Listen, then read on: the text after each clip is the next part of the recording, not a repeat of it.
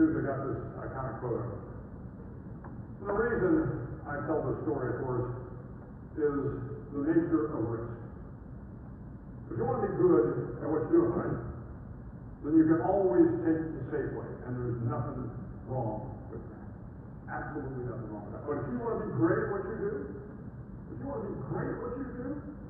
sooner or later, you're going to have to get up on that rope and go down head first. I will tell you, in my career, I saw it do it best with that gentleman sitting next to Brad Webb. So, 80 miles off the coast of San Diego is San Clemente Island. San Clemente Island is owned by the military. And my class, which started with 110 guys, is down to now 33 guys.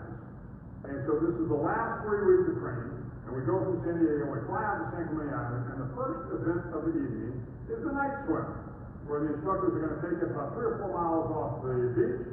They're going to drop us in the water and say, swim back ashore. But before they do that, they tell you about all the sharks that populate the waters of San Clemente Island. There are the hammerhead sharks. There are the mako sharks. And then off San Clemente Island is the breeding ground of the great white shark. And then they love to show you this photo. I think we've ever had any seal eaten by a shark. But one thing I do tell you, they say, hey, look, if you're out there swimming at night, and you see a shark coming, and particularly when you're in the water, Pacific Ocean at night, you see particularly the sea lions, they leave this green phosphorescent trail. And the sea lions love to come up and smack you, because you can see them coming. And they're very erratic, and they'll come and they'll actually smack on the side, scare the hell out of you, but you know it's a sea lion. But the sharks, you can see the fin, and they said, look, the instructors would say, look, when that shark comes, don't try to outswim the shark. You're not going to outswim the shark. You're back to back with your buddy, and that shark will start with a big circle, and that circle will get smaller, and smaller, and smaller, and then he'll head right at you, fall back and punch him in the snout. That's great. But once again, I think there was a lesson to be had here. We all have sharks in our life. Sharks in the boardroom, sharks in the classroom, sharks in the neighborhood. Sometimes you just can't outswim the sharks. Sometimes you gotta, metaphorically at least, stand your ground and punch them in the snout. One of the guys we had to stand up to was this guy, Saddam Hussein. Forces under my command captured Saddam in December of 2003. It was very interesting. The first couple of days, he was arrogant, pompous. But as days went on, he no longer had his palaces, he no longer had his generals, he no longer had his handmaidens. He just became a pathetic old man. You contrast that with Nelson Mandela, who spent almost 30 years incarcerated. But because Mandela had this great strength of character, was a man of integrity, he came out of that incarceration as strong, maybe stronger than when he went in. Because Saddam Hussein was just rotten to the core, really kind of collapsed in a couple of days. And that is the nature of the bullies. When you stand up to them, they generally kind of collapse and go away. So, in the 8th week of SEAL training, we have what's referred to as Hell Week, because this training wasn't hard enough. You go, oh, it's Hell Week. And Hell Week, when I went through, was 6 days of no sleep, constantly being kept cold, wet, and miserable. And one very special day down at the mud flats. And the mud flats were an area in South San Diego where the water from Tijuana and the water from San Diego merged, and they created this muddy slough that was probably about the size of this area right here. And in the middle of that muddy slough was about 3 feet deep. So when you were sitting down in the muddy slough, you were literally up to your neck in mud. Well, my class, we had paddled down there that day, so about day 4, so your feet are swollen, your hands are swollen, because, when you go to sleep at night, your hands get a chance to kind of, the swelling goes down, but your feet are swollen, your hands are swollen, you haven't slept for 3 or 4 days, and you get down there, and the wind is howling off the beach. We got down there, and of course we're doing mud relays and mud wrestling, and the mud is cold, and you're exhausted, and the instructors just keep you in the mud. And then finally, at one point in time in the evening, or before the sunset, we got out of the mud, and we've been dry for a little while, and then, we committed some egregious violation of the rules, and they throw us all back in the mud. And there were 55 of us at this point in time. And we formed 3 lines of guys, we all kind of locked arms for solidarity. And I remember one of the instructors, a great guy, came up and on the dry side, he's looking down at us, and he goes, guys, I know, it's been a rough couple of days. I really feel sorry for you. I mean, I realize, I know it's cold, but I tell you what, because I know it's been hard on you, but dude, we have a fire going over here. So I tell you what, you can all come out of the mud, and you all kind of get by the fire and get warm. And think, oh, we got coffee, so we've got some coffee brewing over here. Oh, we got hot chocolate too, so those of you like hot chocolate. So you can get out, you can warm yourself by the fire, you can have a cup of coffee, you can have some hot chocolate, you can all come out and get warm and cozy, if only 5 of you quit. And that's what these instructors love to do. They love to tip the class against each other. You can all be warm and cozy if only 5 of you quit. Well, the guy next to me, he's like, I'm tired of being a Navy SEAL. He starts heading for high ground. I'm driving, going, come on, hold on, brother, hold on. And I'm looking down the road, and there's a couple more guys that said, we're done here. And then all of a sudden, at the end of the road, one of the young trainees starts singing.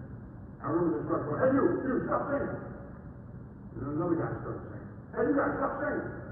And before long, the whole class was singing. Now the instructors are out, they got bullhorns, they're yelling at us and screaming at us, telling us we're going to spend the rest of the evening in the mud. But everybody fell back in line. We all locked arms, continued singing, and all 55 guys made it through that. And to me, it was a lesson.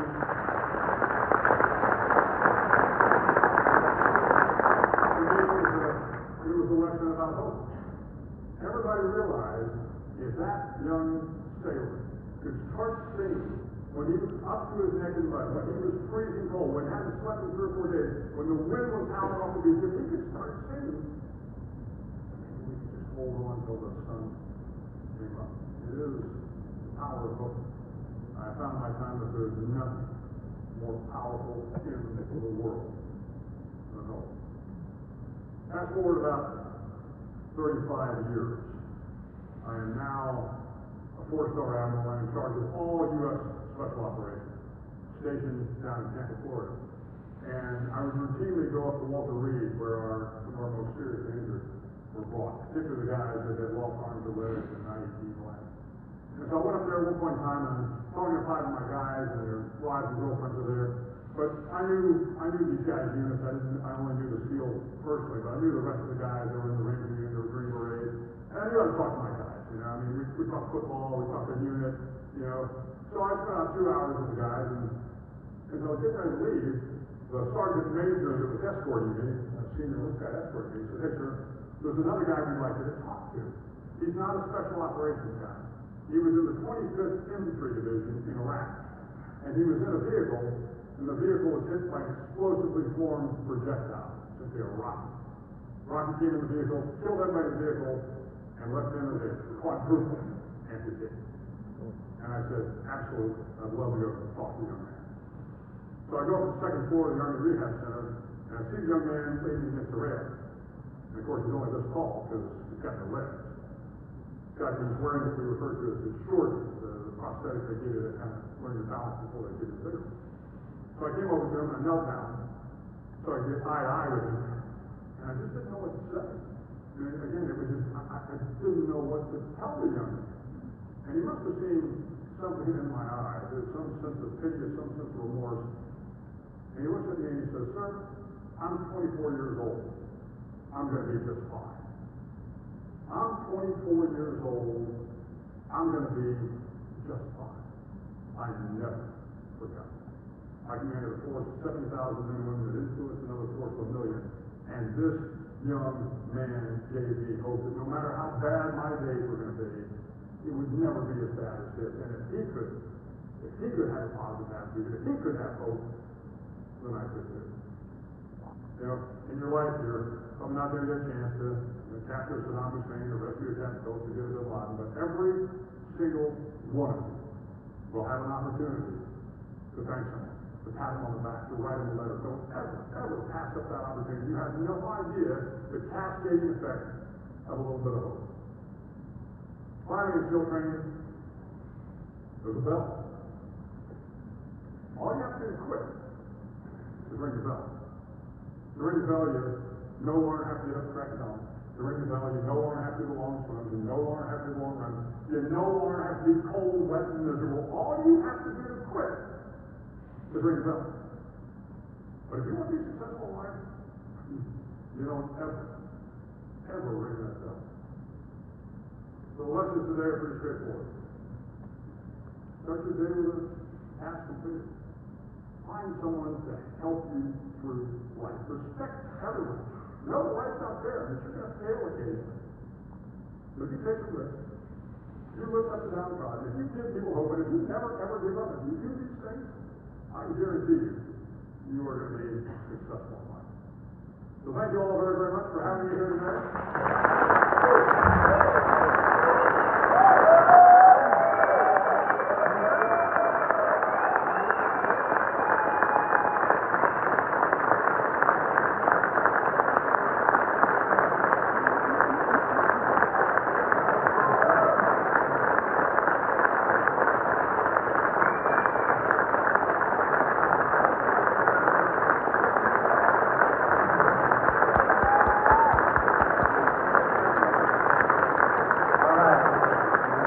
Who has a question